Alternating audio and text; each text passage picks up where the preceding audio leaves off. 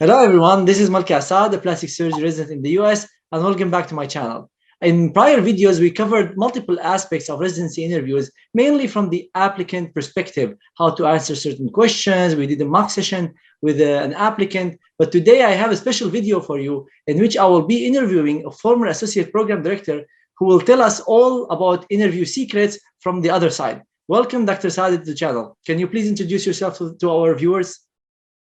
Thank you, Dr. Assad, for having me today. My name is Louis. I'm currently a second-year rheumatology fellow at University of Pittsburgh. However, before that, I did my internal medicine residency at MedStar Health, Baltimore. And then I served as a chief resident, and then I served as a faculty at the same program with the title of assistant professor at Georgetown University for a couple of years, and then at the end, I was associate program director for the internal medicine residency program before joining University of Pittsburgh as a rheumatology fellow. Awesome. Can we start by having you tell us a little bit about why interviews are important, and are they just a checkbox in your application, or they're more important than that? In my opinion, I think interviews are the most important step of the entire application process. Once you get the invitation is nothing more other than being approved on paper that you are a good candidate, yet to be vetted in person. So when you go to the interview, you're competing with 9 other applicants, at least, for the same spot. And this interview will be the sole determinant whether or not you will be ranked highly at that program or not. So it is definitely not a checkbox. It should be taken very seriously. It could be the answer of whether or not you're going to match at a certain program or in the entire match season. That's very exciting to hear that. As a former associate program director, you being on the other side, interviewing applicants, a lot of IMGs, what are the things that you would look for in an applicant when interviewing them? Great. So what I look for in an applicant when they interview with us is actually multiple things at once. We have, every program has some sort of vetting system for the applicants. Maybe you can call it a scoring sheet or some criteria that they want to go by. So they try to assess with questioning you some of your professionalism traits, your teamwork skills, your honesty, how genuine you are. Are you giving answers that are scripted, or are you honest during the interview? Are you able to answer difficult questions? Are you confident? Are you relatable? So there are endless things that we can tell by those interviews. They are extremely helpful, and I've done them over several years now. And I know exactly what every question is going to be checking for when we're asking those candidates these questions. So they are very, very important steps. Awesome. And if anyone who's listening to this video and want to individualize their interview preparation and make sure that they are preparing the right way, ace their interview preparation, you can schedule a session with our advisors, including Dr. Saade. I'll leave the link for that in the description below. Dr. Saade, what are the questions that you generally ask the applicants? Are there like a list that the program directors give the people interviewing the applicants, or it depends on each interviewer? How does this process work? That's a very good question. So it depends on the program, but historically, the applicant will be interviewing with probably on average 5 different interviewers. Each interviewer will have sometimes a specific goal. One interviewer will be asking questions regarding behavioral related issues or professionalism related issues. The other interviewer might be asking some academia related questions, vetting the real interest of the applicant. Another interviewer will be checking on the is the resident or applicant, I should rather say, going to be a good fit to the program or not. So there are certain goals we will all be looking at, and each interviewer will have a certain objective, but there is always a very common consensus of some of the traditional questions that will be almost always asked in each interview. So such as, tell me about yourself. Why this specialty? Why our program? Tell me about a case where you had a conflict with a colleague and how did you resolve it? This is to check professionalism. What are your strengths? What are your weaknesses? What are you going to bring to the program? Questions about application red flags. Questions about what you're going to add to the program. Questions about where do you see yourself in 10 years? So there are a myriad of questions that will be asked during the interview. And of course, at the end, there will be a Q&A, a couple of minutes for Q&A questions where if the applicant has any questions to the program. And we have a detailed list of over 200 questions that commonly show on interviews, and I'll leave the link for that in the description below, and it's a detailed blog on our website, themagic.com. Dr. Saadeh, tell me about yourself is probably the most common asked questions on the interviews, as you highlighted, is generally the one that the interview starts with. How would you recommend answering this question?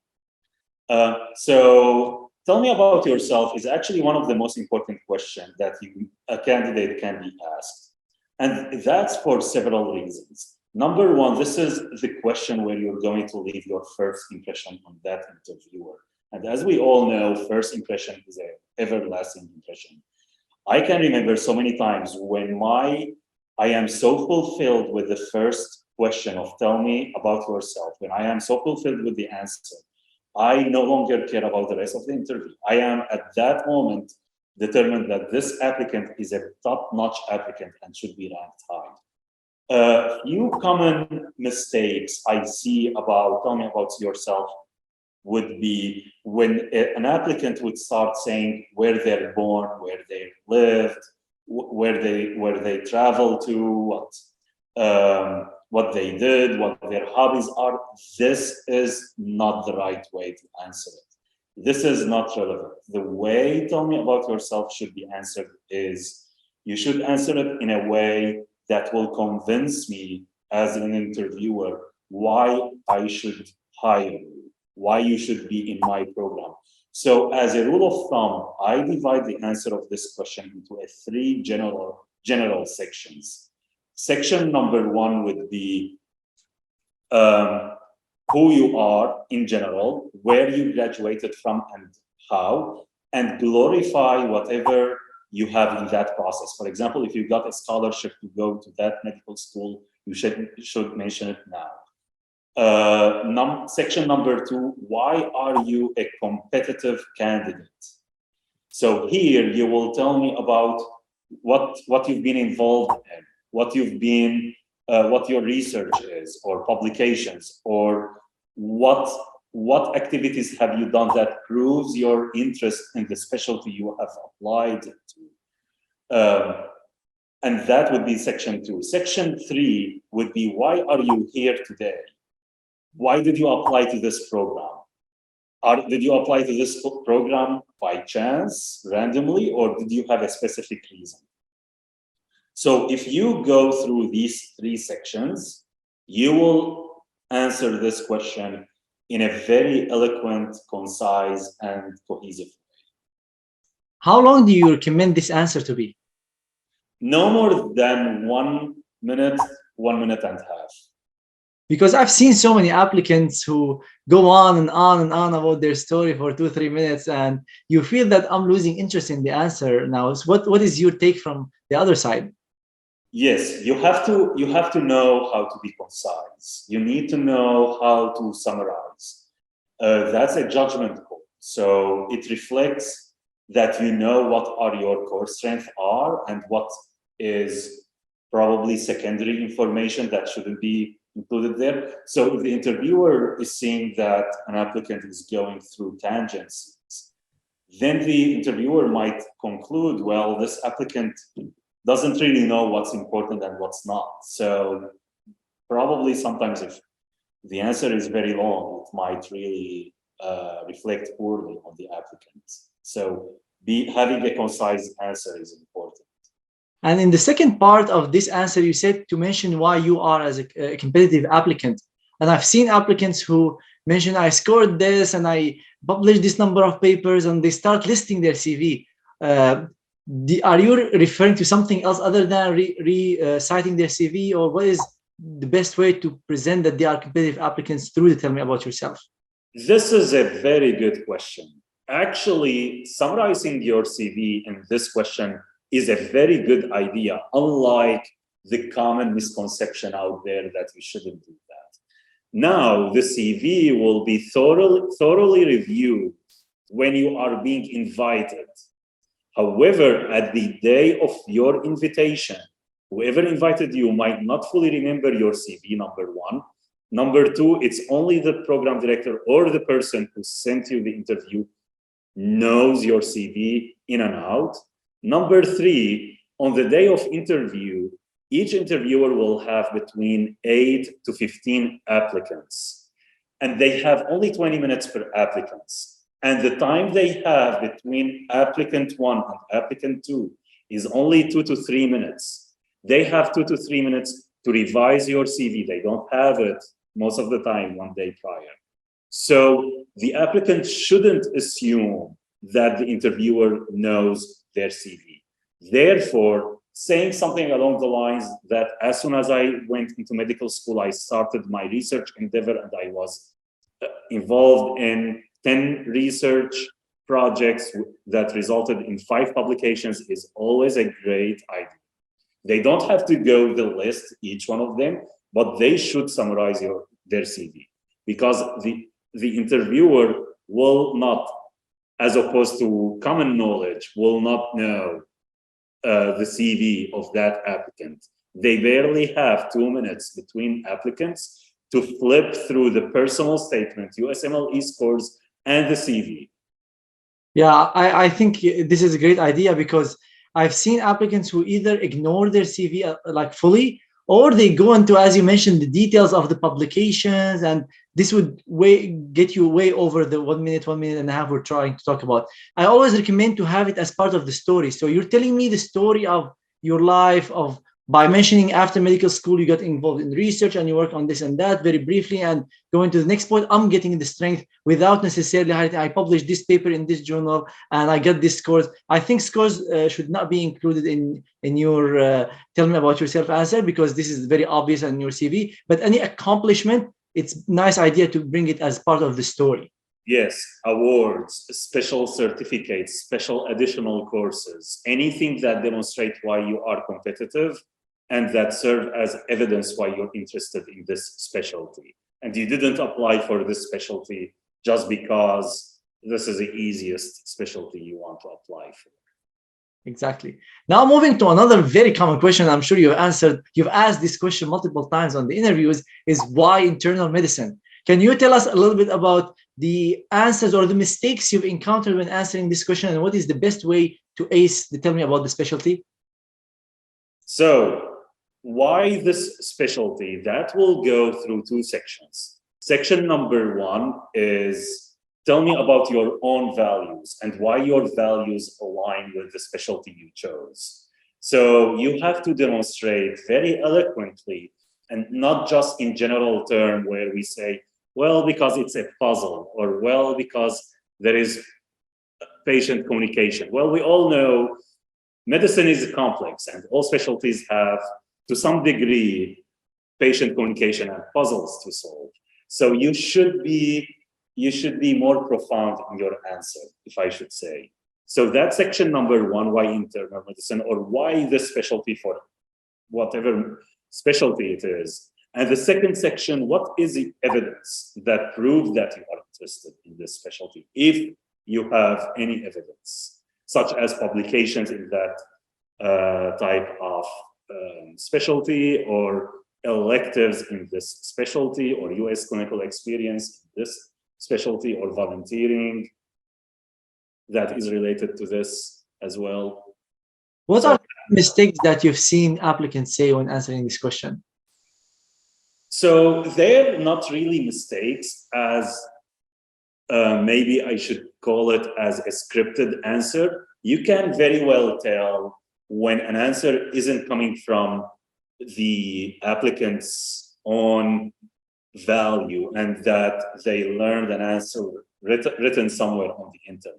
It's very easy to tell. And sometimes the interviewer can, when in doubt, they can very easily discern if that is the case, because they will ask a follow-up question based on this answer. Sometimes they will be like, I like it because of A, B, and C, and then the interviewer would think that this is not very genuine.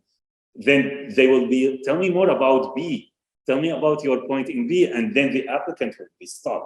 And if that happens, the applicant will not be ranked at that program ever again. Yeah, this is very good to know, because applicants think, again, they're walking in the park, oh, it's just an interview, and they don't know that a single answer that is not answered well might get you out of the process. And that's why I always recommend, if you need help, reach out to people who are experts in this process, not like just your colleagues who are also interviewing you, who also don't know the best way to answer questions. This is the problem, the answer might look good to them, but to someone who's experienced, it's not, because they have this list, as you said, they read it online. Internal medicine is 1, 2, 3, and they start not mentioning their experiences, the proof that you mentioned of why you like this. Because of this, maybe you did volunteering, you did research, you did some US clinical experiences in your country. So we want to hear the experience, not just preaching about the specialty, which these people you're interviewing with, I'm sure they already know about internal medicine. They don't need you to tell them why internal medicine is cool, right? Absolutely, yeah, that's an excellent point. Awesome. So now moving to another important question, which is why the program. So what is your advice when answering this question? And you, as someone who's interviewing applicants, what did you want to hear when you ask them why this program? So here we're trying to assess the level of fitness of that applicant into our program. Will they be a good fit for us? Will we be a good fit for them? For example, let's say if I'm interviewing at a university program that is a very good university program but doesn't have their own basic science research lab, and then a PhD applicant, MD PhD applicant, comes to me and tells me that I love your program, and however, I see that they have MD PhD and probably their aspirations are to be involved in basic science research. Here, I will see that their ambitions are not going to be fulfilled by our program. So here, I would ask them why our program, and just to assess like what I concluded from their CV or their history wouldn't be necessarily applicable to our program. Similarly, if someone with no interest in research and they're coming to a program where they have a very long list of scholarly activity requirements, then we will also consider whether or not this person will be a good fit for us or not, or do they have a genuine interest in being involved in research. So the answer should be clarify any disconnect between the applicant and the program. And the applicant should also take the advantage of this question by answering what connections they have to the hospital or the program or to the area in general, or why they chose this program in specific. The one answer they should avoid is general answer, is because I learned that you have a very good program and your program is excellent and it provides excellent patient care and it provides excellent teaching. Those are general statements. And what I call them would be only word fillers. When an applicant doesn't know what to say and they just want to give an answer, they say this stuff. Your answers should be personalized. Especially now that applicants don't have the chance to do away rotations, or it's much less than before. IMGs, you do observerships. How do you recommend for the applicant to know about the program so they can personalize the answer? With this day and age, everything is now available on the internet. So, and all good programs have a dedicated website or a web page of their program description, their faculty, their current residents, what their visions and mission, what their objective, where did the former graduate end up at. So for example, if someone is looking for a clinical program, not heavy on research, yet they want to be in academia, which is very well possible, where you can get clinical faculty rather than research faculty, then you can say, well, I apply to your program because I know your program has applicants who share this similar background as I do.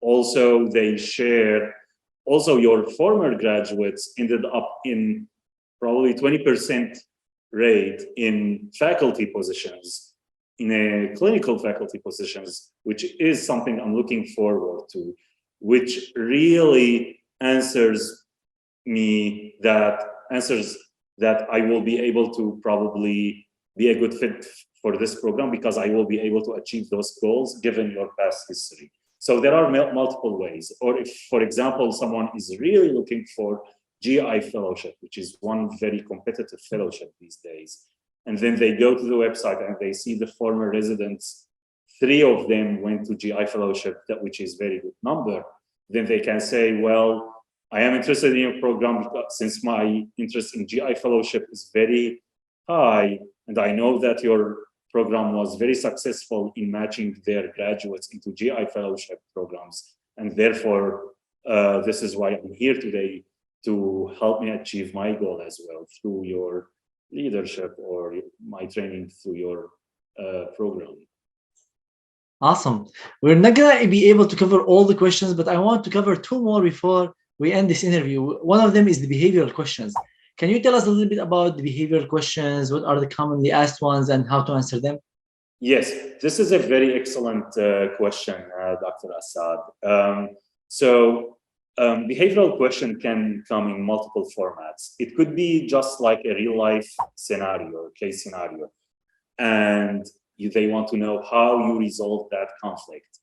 Another part would be they will give you an ethical dilemma question and they want to see how you're going to answer it. Or they will simply ask you, what are your weaknesses? Now, you can't tell how many times applicants can very well fail this question. For example, one of the biggest examples, when we ask about, tell me about a conflict, they give me a case where they were the senior student on a case, and then a junior student had a medical opinion about the case, which was different than the senior medical student. And then they present this case as that I had a different opinion and I had to teach this student, which is great. However, you're telling me that having different opinions is a conflict, while me as an interviewer, I see that as an opportunity for growth. So if I see that you're probably translating different opinions and feedback to your resident as a conflict, then that would be a very big red flag, and that will get you out of the door. Another red flag question is when an applicant answers, what are your weaknesses? And they tell me sometimes a weakness that is disguised in strength. They will be, I pay so much attention to details. Well, this is what we're looking for. So you're just trying to evade the question in a nice way, but you're not doing yourself a nice favor by doing so. So you have to be very careful about your answers and not to show that you're purposefully trying to evade answering the question. At the end of each interview, I'm sure you and other interviewers ask the applicant if they have any questions for you or any questions about the program. How do you recommend that the applicants tackle this question, that is, they should ask a question? And have you seen like good questions, bad questions? Do you judge the applicant or evaluate the applicant by the questions they ask? This is a very good point. And yes, there are some questions you have to avoid at all costs. And they can get you really in a place where they would question your sincere interest in the program. So number one, You should ask questions that will help you as the applicant. Are you going to rank this program high or low?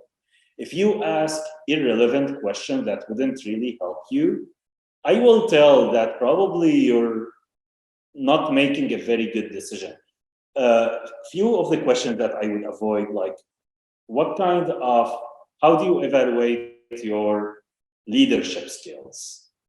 Or how do you respond to residents' feedback? Well, you're asking a question that you may very well hear a politically corrected answer. And while you may hear a very good answer, I don't know how that would be helpful to make a decision based on where you want to rank yourself or the program or not. So you don't ask self-evaluative questions to the program. You ask questions, also you don't ask questions that are already answered in the program overview or on the web page of the program. And you would like also to ask questions that will reflect what your values are. So for example, if you ask me if you ask me, is there any leadership role for the residents during their training at your program? That reflects to me that you are not only interested to come here and get your training and leave, you are interested to contribute to the program. So that makes me really feel or value you as an applicant very highly. So the way you ask the question can really have some impact on the interviewer. How many questions do you recommend that the applicant ask? Because I've seen people who ask 4 and 5 and 6 questions. They can ask as many as they want, but they don't have to have a certain number of questions. They could probably, if they have at least one, that would be enough. But if they have more than one, they should ask them, especially if they are sincere questions. Now, the one thing they have to avoid that they shouldn't probably ask the same question to multiple interviewers. All these interviewers will meet at the end and they will discuss the applicants, and it will show distrust in the answer if the applicant carries the same question and ask it repeatedly for all the interviewers. So you're saying they should pick different questions for each interviewer? Yes. And ask questions that will definitely help them to choose the program, not just to make them look that they're asking a question. Exactly. You don't want to ask word filler questions. You don't want to ask questions just for the sake of asking questions. That will look very obvious and it will show lack of sincerity. Yeah, that's I've seen that over and over. People just ask questions to ask questions. So as we're approaching the end of this video, I want to ask you a question, since you were on the other side and you know how the process goes. After each interviewer meets the applicant, what happens next? Do they score? Do they have like a sheet they score each applicant on? Do they meet, do they make an overall score, or they discuss each applicant collectively as a group? What happens after the interview? Yes, that's a very good question. So after the interview, there will be a debrief meeting for approximately 1 hour to 2 hours. And each interviewer will be sitting and we will have our notes on each applicant. And then we will be discussing each applicant.